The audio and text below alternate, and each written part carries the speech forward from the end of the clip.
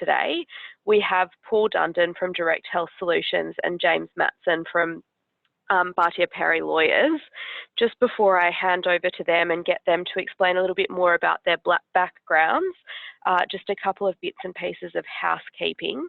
Firstly, as there are over 150 people joining today's webinar, in the interest of keeping everything timely, we've muted the audience. However, we do really want to hear from you guys. So if you have any questions during the webinar, we really strongly encourage you to ask them in the Q&A box, and we'll try to get to them. We've also spoken to participants in advance of the webinar and pulled together some questions, so we'll be asking them as well. We'll have some time at the end of the presentation to address any questions, and then if there are any technical issues, if you want to pop them in the chat box, we'll try and assist you with those throughout. Paul, I'll now hand over to you. Thanks very much, Rebecca. I'm Paul Dundon. I'm the Managing Director and Founder of Direct Health Solutions. And as Rebecca said, we're joined by James Matteson, our very esteemed and special guest today. James, would you just like to introduce yourself and tell us a little bit about your expertise? Yeah. Thank you. Well, I'm the practice head and a partner at Bartier Perry, and I lead a team of lawyers in our workplace law and culture team. It is great to be here today, Paul, to talk about such a topical matter that I think affects and is a bit of a pain in the side of HR and anyone that practices in this area. It's certainly an area over which we are almost dealing with it on a daily basis, and that's been the situation for the past few years.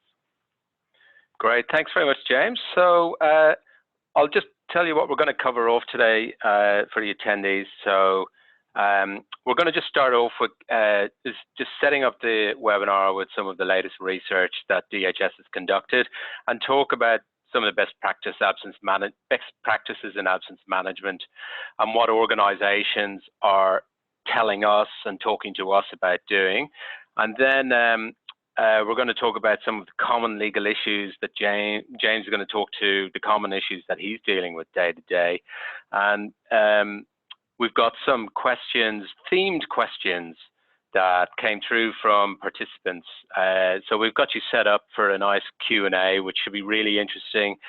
So that's going to come towards the second half of the session. So if I just may start off by talking to you about DHS very briefly. So working with so many organizations, we really get a deep understanding into the challenges that they're facing when it comes to managing absence, health, and productivity. And since 2004, we've been working with companies to develop effective absence management strategies, and we're continuing to innovate how we approach that. We operate a 24/7 telehealth center for absence and injury reporting, and we handle around 500,000 calls a year from about 500,000 people working in Australia and New Zealand. We've developed a platform called Absence Track, which is a specialist system to drive management workflows, but also to provide some insights and real-time reporting so that organizations have an understanding of what's happening with their employee absence behavior at any point in time. And our organizations, I guess, engage us because they want to ultimately reduce the cost and the impact absenteeism is having on their business. So we work with a whole range of businesses across most industry sectors, and from, I'd say there's a lot of unionized workforces have absence issues, contact centers have absence issues. It's pretty prevalent in mid-level income type roles, and the customers tend to have one thing in common. Have I dropped out? No. Okay, so customers have something in common that we're noticing anyway. One, they're keen to address absenteeism, but really support their workers in that process. They recognize that absence is going to happen, and they really need the right solutions to track it and manage it effectively. And moreover, senior leaders and organizations understand that the importance of having an effective absence management strategy to understand why people are taking time off and address employees' engagement in their health. well. I'm at it, internet. Okay, so I'll keep going on anyway. So the challenges around absence management that organizations are talking to us about are around it's costing 4 to 5% of your total payroll cost. So that's actually calculated by looking at employee entitlement, generally speaking, is 10 days a year, which equates to an absence rate of 4.3%. And there's, in addition to that, ongoing indirect costs, such as backfilling with overtime, not all roles backfill, obviously, backfill, use of casual labor, impacts on quality, requirements for extra management, all add up to the indirect costs of absenteeism.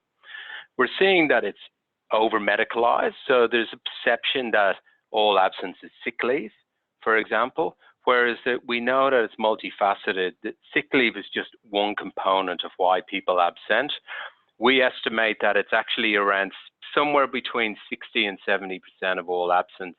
There's a lot of carers leave issues impacting people's capacity to attend work. And then there's other workplace issues that we need to recognize that are really driving absence levels. It could be manager relationships, it could be rostering, it could be engagement, it could be other absence that's impacting engagement and so forth. So we've got, the other thing is there's a reliance on doctor certificates. So we kind of go, get your doctor cert, and that's the problem solved. There's a culture of entitlement. If I talk to most organizations, they talk about entitlement, and really what is entitlement? It's this tolerance level that, I mean, you can look at it through different lenses, but 10 days of sick leave, you're entitled to get that 10 days, and I don't need to manage it until you exceed that or you really become a problem case. And so what ends up happening is a domino effect of cultural entitlement to take sick leave, which drives higher absence levels. Another theme that's coming from clients that we talk to is an aging workforce, which is linking to people taking a lot of absence, people taking more injuries because they're aging, and potentially impacting their ability to perform the inherent requirements of the role. They may be retiring and have banked up a lot of sick leave through their career, and they want to use it before they go. So these are sorts of issues that we're working with organizations on. It's legally complex, and most people really don't want to go down the legal route because it is a minefield and it's extremely time consuming and challenging to work with. But James is going to talk to some of those things later on.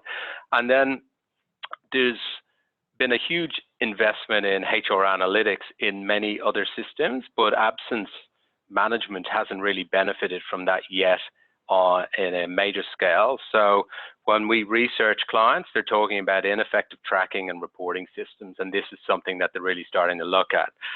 So just some of the research that we've done recently, for those who don't know, we've conducted annual research across Australia for the last decade on absence management, and we do that to promote awareness and discuss the benefits of absence management and containing costs and creating better workplaces. And so there's a reasonable amount of generic information out there around managing absence, but there's not a lot of information around effectively managing the whole continuum of absenteeism, from short-term absence to intermittent absences, chronic absence, long-term absence, and workers' compensation, and so on. So this research that we do is really aimed at trying to help the HR community get a better grasp of what's going on and where they sit against their peers. So, have we got slides? Pardon me, apparently my slides are dropping out. Have you got? The presentation's not viewing. Do you want to? Oh, I've dropped out of the webinar. I'll hop on your screen.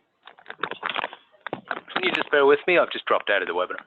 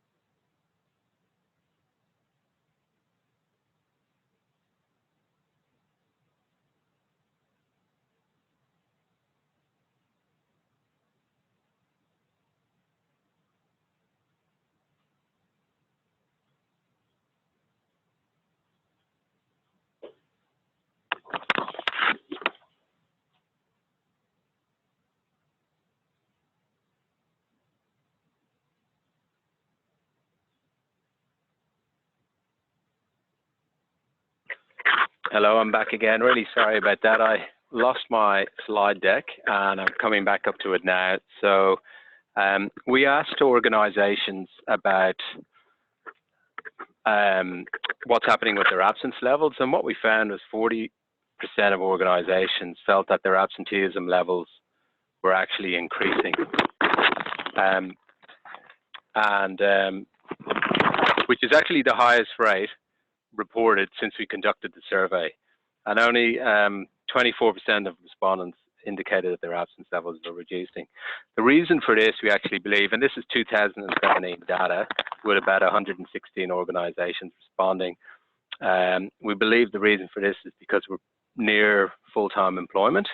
And when we're near full-time employment across the economy, absence levels increase. Incidentally, during the GFC, absence levels were at their lowest level at around 8.5 days. And that was a time when there was a lot of uncertainty and downsizing. So when organizations are growing, the other thing that's happening is there's a tendency not to focus so much on absence and put it on the back burner, so it's not really a priority. So the levels of absence become more tolerated, causing absence levels potentially to increase. So in the last 3 years, we've actually seen absence levels rise from 8.6 days to 9.7 days. So we're on the wrong trajectory, so to speak. And in terms of an absence percentage rate, 9.7 days is 4.2%. And a lot of organizations talk about their absence rate as a percentage, which is fine. So this data also includes all personal leave, workers' comp, absence data, unpaid leave, and so on. By industry sector, we break it down, and transport and logistics, public sector and government, and contact centers have the highest rates of absence of any industry sector. What I found really interesting with this is the manufacturing and production space, where absence is actually, over the last 10 years, dropped from around 9.9 days to only 7.6 days per employee per year. And we actually believe this is linked to increased pressure on that particular industry sector and very increased focus on cost with the threats of moving everything overseas to China. We actually break up the data to pull out any contact center employees because they can negatively skew the data, and contact center employees are at 11.2 days, but when you pull them out, the overall absence rate is 9.3 days at 4%. So that's really your sort of benchmark.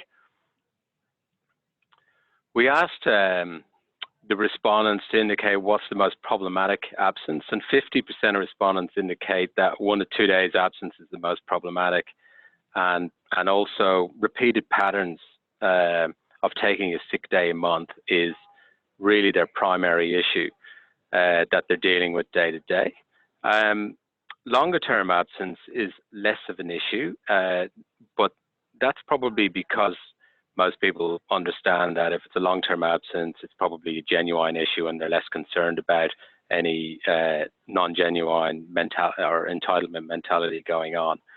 So we've done about research on around 50,000 cases taken through our telehealth center. And when it comes to long-term absence, around about 20% of days lost in an organization are usually lost for absences that are 5 days or greater. So if you look at that 5-day cohort, it's actually a significant portion of time lost. The other issue that we notice is short notice provided by employees when they're reporting in absent. And we looked at this issue, which was interesting, and we found that the average notice period provided by an employee is less than 3 hours in Australia, which is kind of interesting because that's going to significantly impact a business.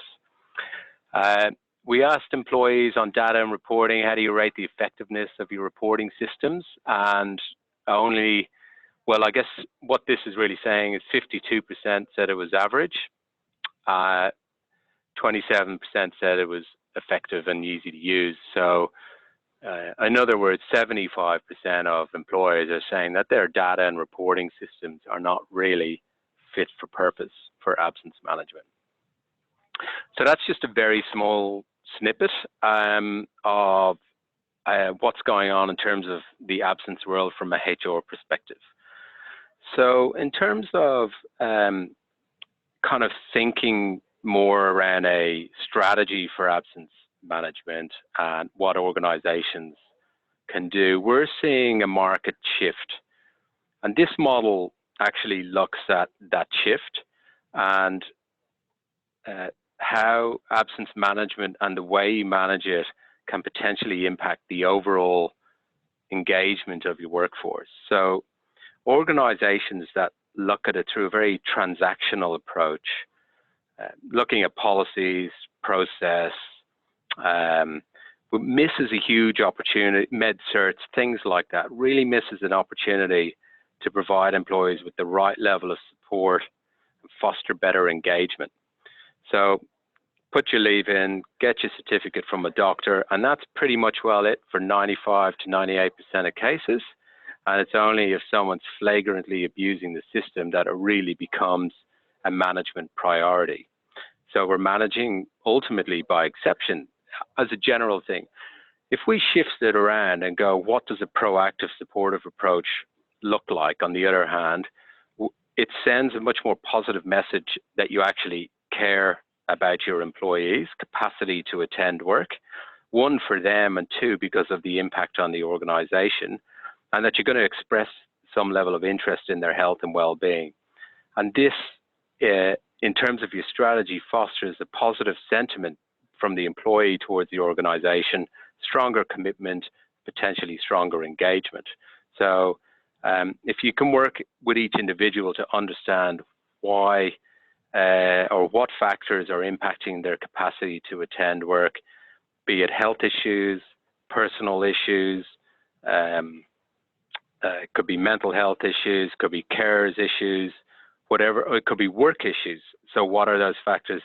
We see that it's really important to start capturing metrics and data around that. And the metrics, so, low engagement can result in excessive absence. Conversely, high absenteeism can start impacting your engagement. So they're linked. We want to look at what are the root causes. Absenteeism is not only an indicator of poor health, but it can also be symptomatic of a workplace issues that are contributing factors. So there's many factors at play. We want to get to the root cause, and then how do you support employees during their employment? How do you ensure that they're not getting disengaged through their absence process because it's being managed in a purely transactional way? So as I mentioned earlier, about 60–70% of absence may be for health issues, but there's a whole load of absence that is not related to that. And there's also this steers and roads model that you probably all know of, the interaction between people's ability to attend and people's motivation to attend, and ability factors being, for one being their health, and their motivation being, I really like my boss, or conversely, I don't like my boss. Sometimes they actually interact and people decide or elect to not go to work when otherwise they could because they're not motivated. And that's where you get that sicky entitlement. So the market trend we're seeing is moving up the value chain, up to being more proactive, more supportive, looking at a holistic, integrated model of absence management. So we talk to companies around what their attendance strategies could or should look like. And one of the first things we advise is you've really got to link your attendance strategy to your overall corporate goals. If you don't do that, then it's going to be very difficult to get executive buy-in. And one of the main reasons that these absence programs may not get off the ground is because they're not tightly linked to an overall corporate strategy. So getting senior leaders involved early, consulting with them to get their buy-in is critical for HR if you're looking at this. Why are we doing it? What's the benefit back to the business? What's the benefit back to employees? And how does that map onto your other cultural strategies? How do you develop a plan? You need a HR plan on what that's sort of going to look like. It may be that your attendance objectives are to get better reporting, to get managers to start being more consistent in return to work interview processes. It could be around really getting clearly defined roles and responsibilities at different levels of management and what their role is in terms of managing absence. So building a strategy around this and being clear around each component will really help organizations on their journey to getting this right. And then I can't understate the importance of governance and measurement, and getting access to great analytical tools to be able to do so. So general trends, and I'm about to hand over or start getting James involved very shortly, but the key future trends we see in absence management, definitely a greater integration between absence, wellness, and workers' compensation programs. So there's already a reasonable amount of convergence between non-work-related injuries and work-related injuries, but they're still treated quite separately. And we're starting to see a shift in that. We've got customers who use our absence management program and injury triage program simultaneously, and that allows us to actually gather a central database of data to be able to analyze what's going on very effectively. It's costly from a wellness perspective to have programs on site, and we're definitely seeing a major growth in utilization of telehealth services because it gives access to healthcare, health advice, and coordinate a range of different health support services for your employees 24/7. So even if you look at the EAP model, they're moving heavily into telecounseling because the evidence is that it's as effective in many cases, or can be more effective in engaging people in it than a face-to-face consultation. The same opportunity exists with telehealth and linking it to your absence program. And 10 years ago, we used to take 300 calls a day. Now we take 2,000 to 3,000 calls a day. So, and there's other players in the market space providing health direct services and so forth. So it's an emerging area. The other key area is business intelligence, HR analytics. We're seeing some significant evolution in that space, and we're working with, you know, just things. We've got a project with a client, and we're working with Microsoft on some predictive analytics to better understand employee absence behavior and predict what's going to happen in an organization, and that's being launched in 2019. So they're the sorts of things. The other things that companies are looking at is, can we really, you got to ask yourself, can you insource this? Do you have the tools, capability in-house? Do you outsource it all, or do you co-source? And if you're co-sourcing, who are your trusted partners to start working on the different spokes of this, of what your absence strategy might look like? So that's where we're seeing at a global level where absence is going, and I think there's a lot of room for improvement in terms of services offered, and it should be interesting to see where it goes. But some of the questions you might be asking internally around where you stand maybe is overall workforce health poor or in need of support? Is absence significantly impacting your use of labor hire? How costly is it? Is workload increasing workplace stress, a driver of absence? Have you trained your leaders properly to manage it? And so on. So does it impact your productivity? Is it impacting your sales levels? Is it impacting your overall engagement scores? So they're the sorts of questions you might ask. So we might, with no further ado, James, I had a question for you around what are you seeing as the most common legal things organizations are coming to you for? Yeah, thank you, Paul. Look, certainly there's a lot to do with mental health, and I'm aware that there's some questions afterwards on that area, so I'll park that for one moment. Yeah. I think we're really seeing two key areas in the legal area that are really popping up. The first area is the confidence and the legality of questioning medical certificates. There's a belief out there, certainly on the workers' side of the ledger, that they've got an entitlement to take sick leave, that for privacy reasons, no one can ask what their illness is, because if a doctor certifies them unfit, they're unfit, and you as the HR, the manager, the employer, you're not a doctor, so you can't question it. And I think that's where we certainly get a lot of initial questions, and I can say quite confidently that most of the time all of those reasons given against questioning are, to put it plain and simple, rubbish. We go through a process of explaining to clients that fundamentally there is a contract of employment in existence between the worker and the employer, and that contract represents the worker's solemn word, their legal commitment that they're going to discharge the functions under their contract on a full-time basis, on a part-time basis, as they've agreed. And if one's not doing that, then a business legitimately needs to manage, work, assist the employee fulfill their contract. There's work health safety issues, there's duty of care issues, all of which you can't do if you don't have proper information. So therefore, it is lawful and reasonable and available for employers to question medical certificates. Now, I'm not at all suggesting you need to question every medical certificate on every occasion, but certainly where you are dealing with issues of absenteeism or patterns and the like, it is legitimate to ask questions. Yeah, so James, that's certainly one of the key issues. It's great, because one of the key things organizations will say to us is they've got a med cert, I can't question it. So I wonder, what sort of things could you ask to question it? And when might you question it?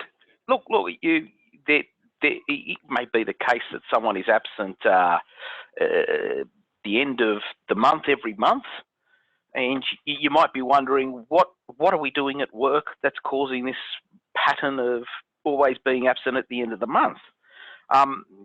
It may be the case that you also have information because of things that are said to other staff or behaviours you observe, that there might be some significant mental health issues, and all you're getting certificates is that they're unfit for work, but you're genuinely concerned to ensure safety and get to the bottom of, is there anything we're doing that's making the workplace unsafe for you, or that's making it difficult for you to fulfill your contract? And you're entitled to ask those questions. If it's a once in a blue moon absence, a mental health day, or someone just takes a day off because they're genuinely ill, and for whatever reason they don't want to disclose their illness on the certificate, you won't question those odd, unusual occasions. But it's where it's significant, or it's where it's it might just be a week off, unfit for work. You might need to ask the question, including from the perspective of ensuring safety when they get back. That's great. The other issue that we're seeing, Paul, and it does build into certainly some of the strategies and information and data you were talking about earlier, is quite often we have clients coming to us saying, oh, we've got to deal with this employee who's been absent from work, and it may be in connection with a workers' compensation claim occurring as well, but they've been absent for a long time. And you might be 6 months to a year down the track, and all of a sudden the business wants to do something about it. And you learn that there's been no management of the absence in the last 6 to 12 months. And that's a common scenario. And what that means is the lack of management means you're behind the 8 ball. Yeah. And all of a sudden you've got to start getting serious, but you can't get too serious straight away, because clearly their absence wasn't a problem for the last 6 to 12 months. So that's the other common scenario we're seeing, is just a reluctance to deal with the absence, and out of the workplace, out of mind, and it becomes an issue 6 to 12 months later. And it's a little bit too late to be crying about burdens and impacts on the business if you've done nothing for the last 6 to 12 months. and it does take a bit of work to then work through the issue. Yeah, that's great.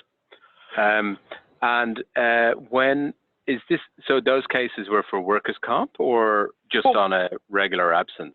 Look, it does occur on a regular absence, but we tend to see the hands-off approach where there is the workers' compensation, because there is this comfortableness that the insurer's handling it, that the return to work coordinator's handling it, that it's in someone else's hands.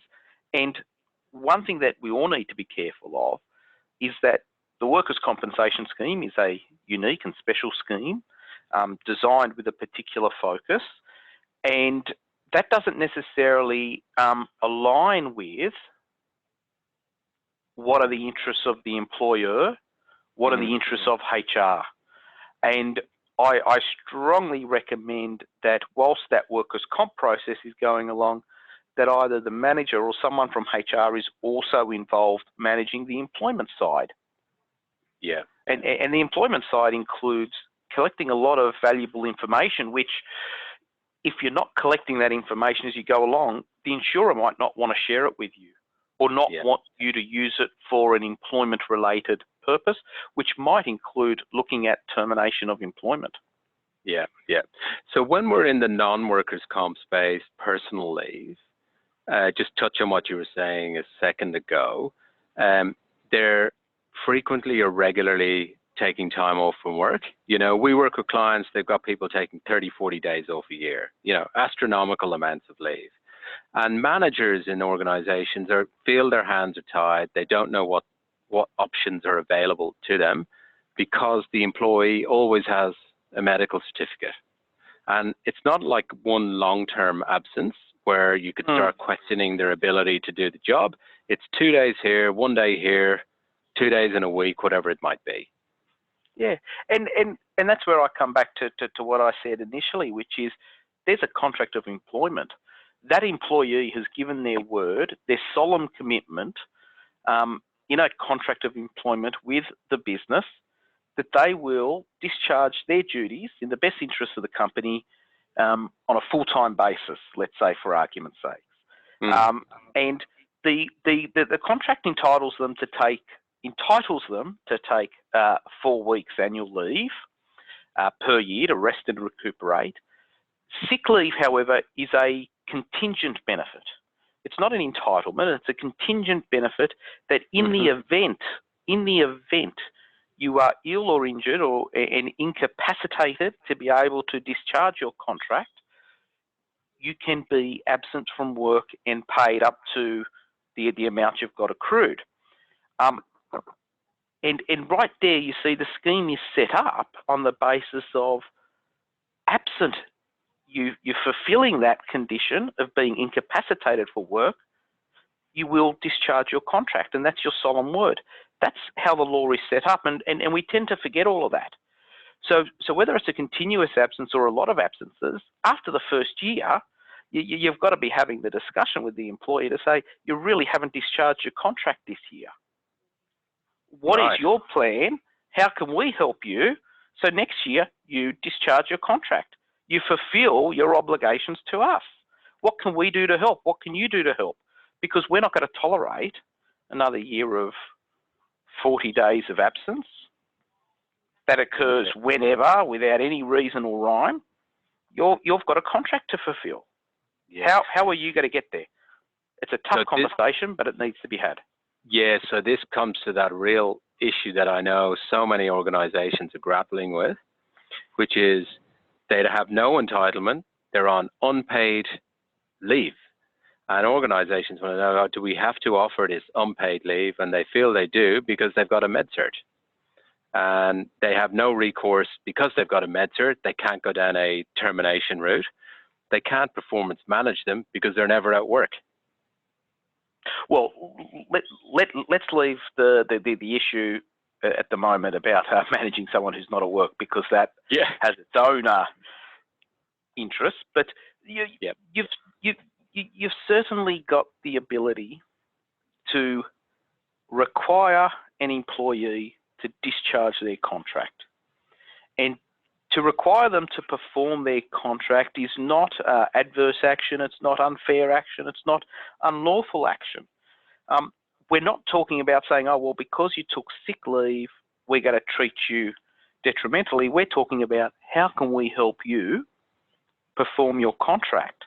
Now, if through a process of discussion with the employee and their doctor and obtaining that further information, you discover it's a genuine illness, all of a sudden we're not talking about managing the absence, we're talking about managing the circumstance of the employee and how the business can or cannot accommodate that.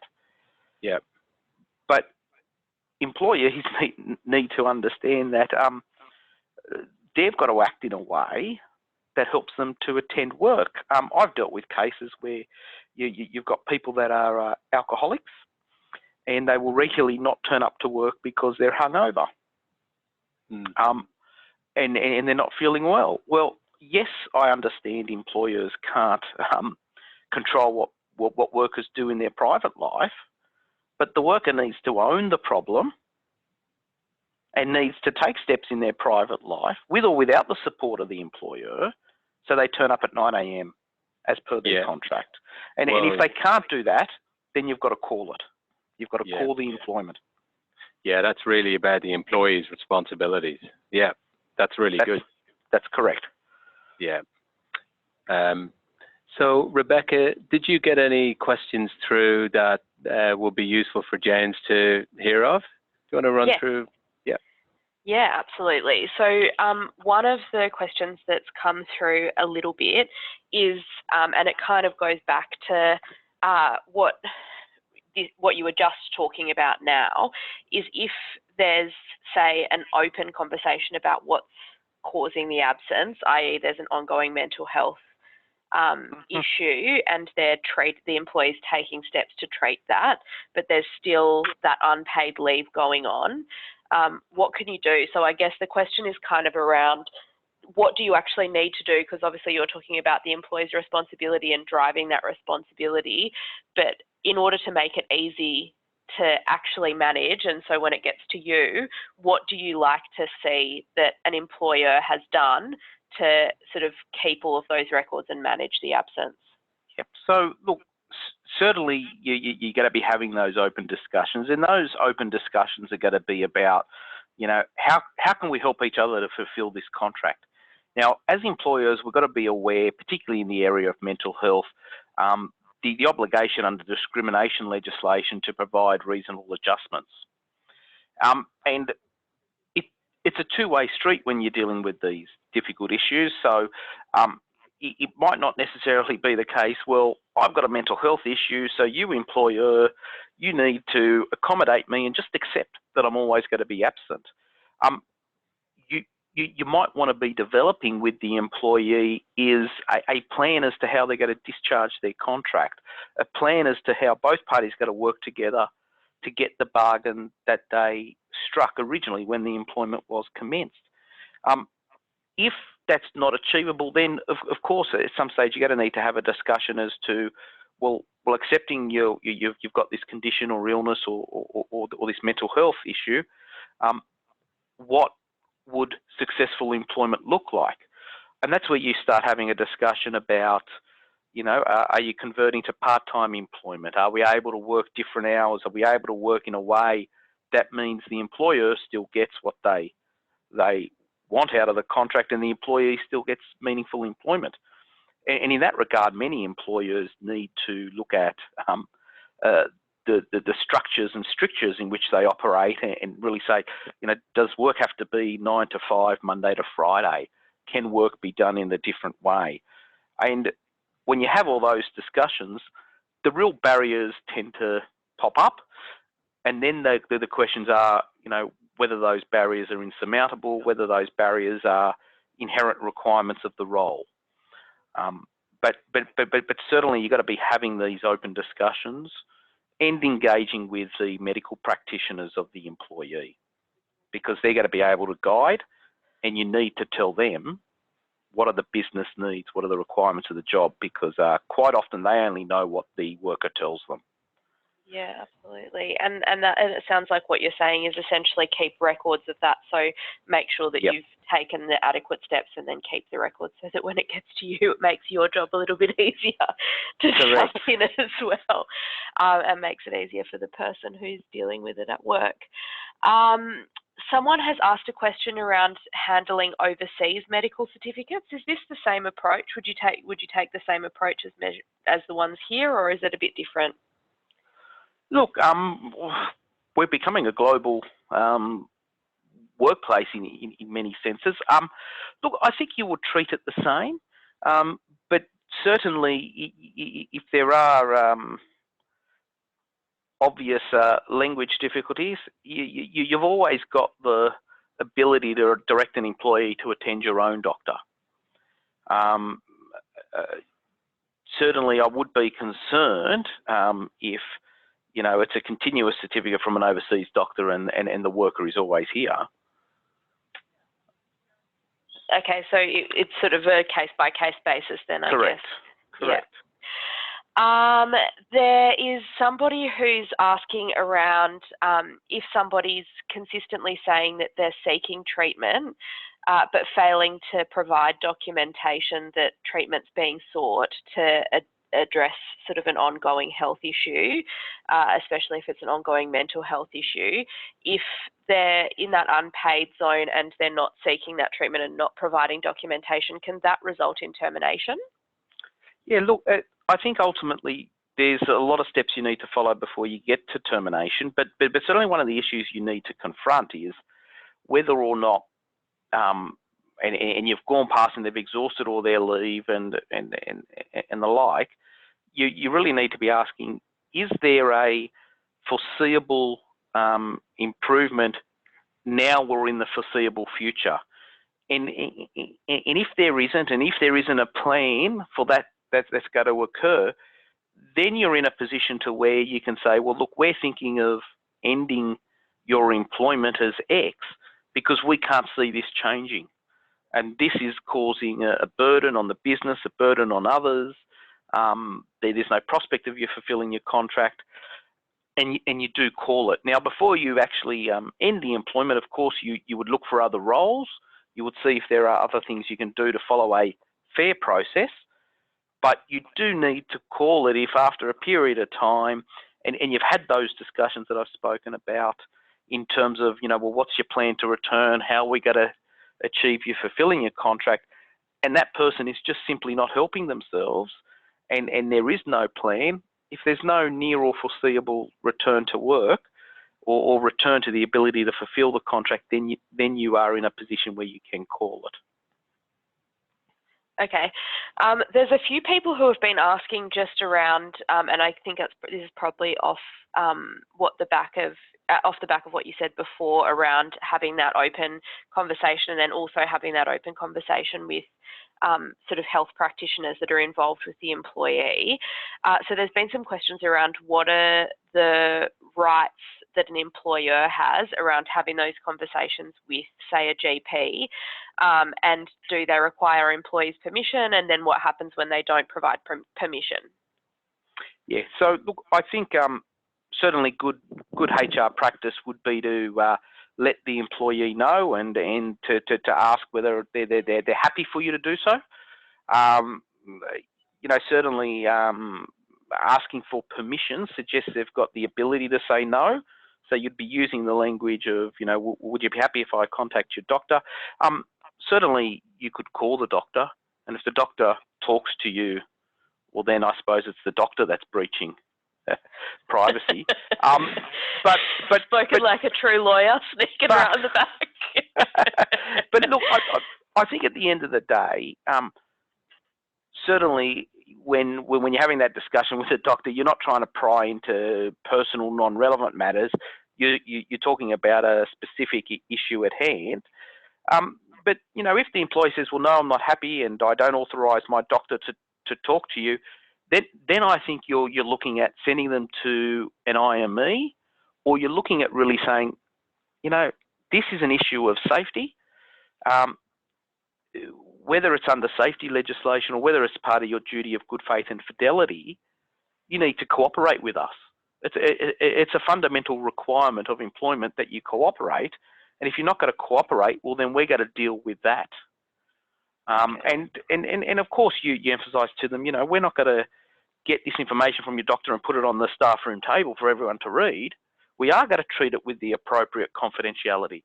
This is all about trying to help you get back to work. Cool, that's great. That's great. So, hey, Beck, I've got a question. Yeah, sure, go. Because it comes up a lot when we're talking to organisations, and it's a lot of leave is for sick leave, and it goes down a particular pathway. The other real headache for people and HR is carers leave, and people continually absenting for carers leave. They'll take 2 days at any one occurrence or whatever it might be, but keep doing it. How can people deal with that? And we had a particular scenario recently where somebody was saying, I need to take carers leave. I randomly have to pick up my kids, but it keeps happening all the time. You got to pick them up from school. Okay, so you treat carers leave, and I'll come back to a particular issue in that scenario shortly, but you treat carers leave much like personal sick leave. If it's coming up constantly, you need to be saying, well, what steps are you taking to avoid this from happening? Now, that might be difficult if it is true carers leave. Now, the scenario you gave of having to pick up your child from school, that's not carers leave. Carers leave is to provide care and support because of a personal illness of the person you got care or support responsibilities for, or because of an unexpected emergency affecting them. Okay? And a lot of things we need to do with our children aren't because of those reasons. And there's a looseness that's crept in to everyone's view of carers leave that if you've got carers responsibilities, therefore you can access it. But it's to access for a particular type of carers leave, which is related to illness or an unexpected emergency. Now, what one then needs to be dealing with is whether or not it's an organisation. You take a laid-back approach or a family-friendly approach, but certainly if someone is constantly leaving under the disguise of carers leave, I think you need to call it. You need to say, well, look, this isn't carers leave, and you just can't be running off all the time, and you need to start talking about a solution. So some of the things in some cultures, if the partner gets sick, they might have a headache or a gastro. That's enough cause for that person to actually call in sick themselves. So is one of the conditions around that, if it's a pattern, that the person requires your care? Yeah, so look, they've got to require care or support. Okay, and I always come back to this fundamental thing, is you've got a contract of employment to discharge. Okay, now, employees don't expect an employer to say, yeah, look, I know I've got to pay you today because it's payday, but I've got a headache, so I'll do it tomorrow. The obligation on the employer is to pay every Thursday because that's what's in the contract. That's the contractual commitment. We don't creep laziness into our obligations as employers. Employees shouldn't creep laziness into their obligations under the contract, which is to turn up and perform your duties. Now, the case that my wife had a headache this morning, she doesn't require my care or support. It's that I can't come in and fulfill my contract. Yeah. So some of these issues we're talking about, James, really are kind of complex, bit legal, a lot of reading between the lines and what's reasonable. And line managers who are dealing with absence day to day aren't often equipped with that knowledge set. And it really requires HR intervention. How do you see that playing out, getting HR or senior people involved? Yeah. Look, I think you've got to get the line managers well trained to be having these difficult conversations.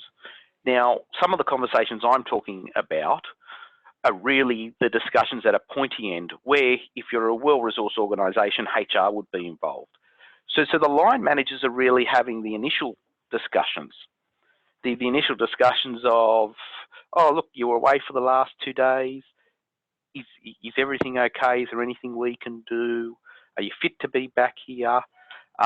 Those lower level discussions, but all of that's part of the information gathering, the building of the fabric that then tells a story when you get HR involved and you start having the difficult discussions.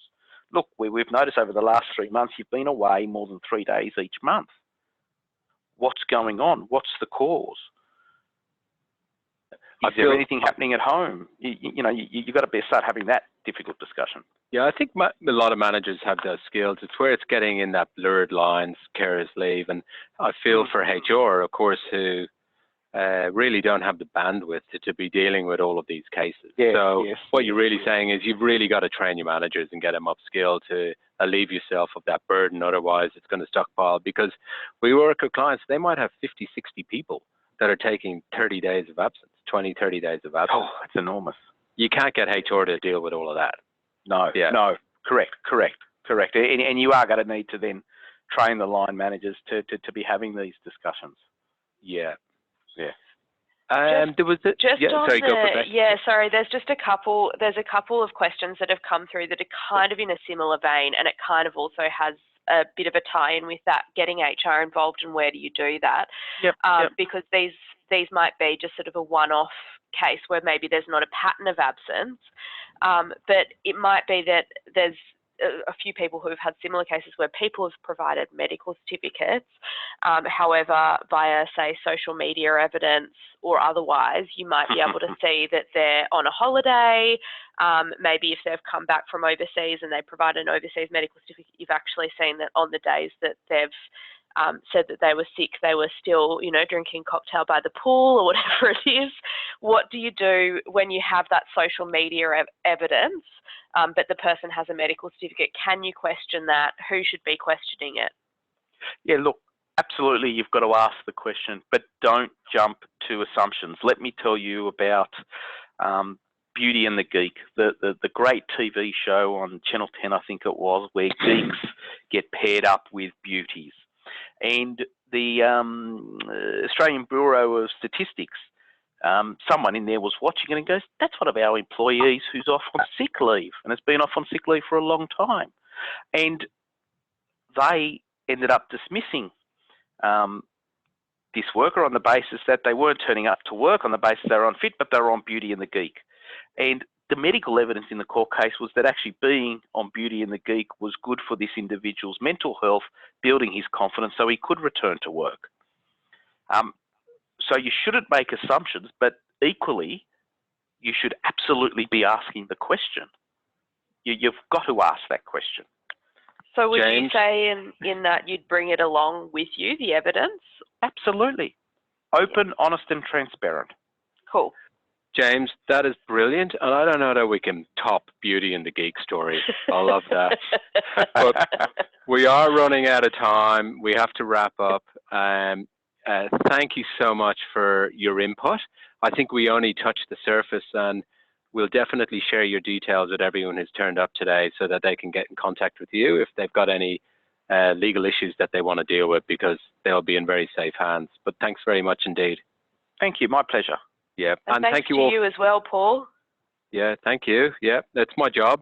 Thank you to everyone who attended, actually, and took the time out of their busy day at this busy time of year.